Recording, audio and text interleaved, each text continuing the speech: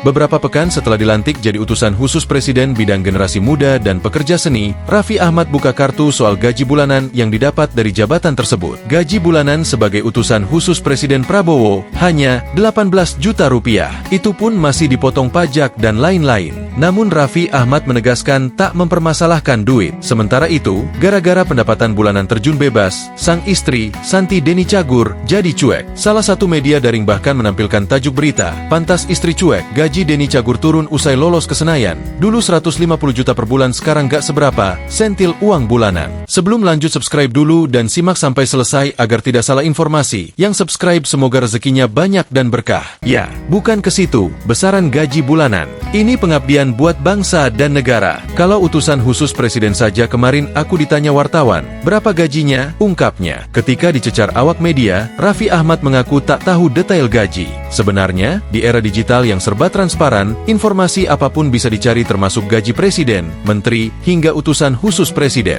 Melansir dari video wawancara program FYP yang dipandu Irfan Hakim, Senin 4 November 2024, suami Nagita Slavina mengaku belum mengecek detail gaji bulanan karena fokus bekerja. "Saya bilang, enggak tahu, saya enggak tanya gaji tapi memang bisa dilihat. Kalau enggak salah tuh, kalau enggak salah ya, 18 juta dipotong pajak. Jadi bersih-bersih 13 juta. Itu kalau enggak salah," Raffi Ahmad menyambung. Kepada awak media, bintang film 40 Hari Bangkitnya Pocong mengklaim tak menyinggung gaji bulanan sama sekali ketika dipanggil Presiden Prabowo. Fokus Raffi Ahmad yakni membantu RI 1 melayani rakyat. Tapi, ada cuma saya bilang itu gara-gara ditanya wartawan. Gue belum lihat. Yang kita tanyakan itu bukan berapa gajinya, tapi apa yang bisa kita kasih buat negara. Gitu, ia membeberkan. Karenanya, Raffi Ahmad mengimbau publik tak membesar-besarkan gaji para utusan khusus Presiden Prabowo. Ia berharap bisa berkontribusi lebih nyata untuk pemerintahan Prabowo Gibran. "Saya tanya ke Pak Prabowo, Pak, apa yang bisa saya lakukan untuk bangsa dan negara?" Raffi Ahmad mengenang momen dipanggil Prabowo sebelum pengumuman formasi Kabinet Merah Putih.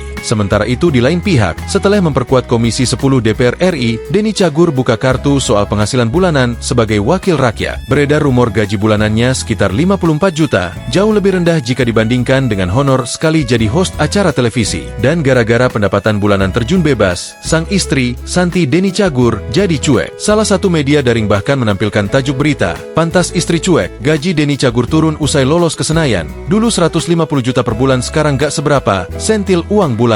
Deni Cagur pun menolak diam. "Enggak, kata siapa? Kata siapa lo?" ujarnya kala menjadi bintang tamu program FYP yang dipandu Raffi Ahmad dan Irfan Hakim. "Ini hoaks, ini hoaks." Deni Cagur menyambung. Ia menggarisbawahi rumah tangganya dengan Santi Widihastuti baik-baik saja. Tak ada yang berubah, karena Santi mendukung 100% keputusan Deni Cagur naik ke panggung politik. Deni Cagur mengaku belum melihat slip gajinya sebagai anggota DPR RI, mengingat pelantikan baru digelar Oktober 2024. Ia mengklaim sejak awal Santi Deni mendukung langkah politik sang suami. "Enggak, istri gue tidak ada yang berubah dengan istri gue. Tetap support seperti kemarin-kemarin," cetus Deni Cagur. "Sampai sekarang gue belum lihat gaji gue sebagai anggota DPR. Bisa jadi 54 juta, gue belum lihat," imbuhnya. Deni Cagur tak memungkiri bahwa gaji sebagai anggota DPR RI tidak lebih tinggi dari honornya sekali jadi host. Namun, ia mengingatkan keputusannya berpolitik bukan untuk cari uang. Jauh kalau sama, honor nge-host MAH. Tapi kan memang bekerja di sana, Gedung Senayan Jakarta, pertimbangannya bukan ke situ. Pesohor dengan 11 jutaan pengikut di Instagram itu menyambung. Deni Cagur mengingatkan, uang bukan segalanya. Ia optimistis mendapat kepuasan lain ketika bisa mewakili dapil dan yang lebih penting,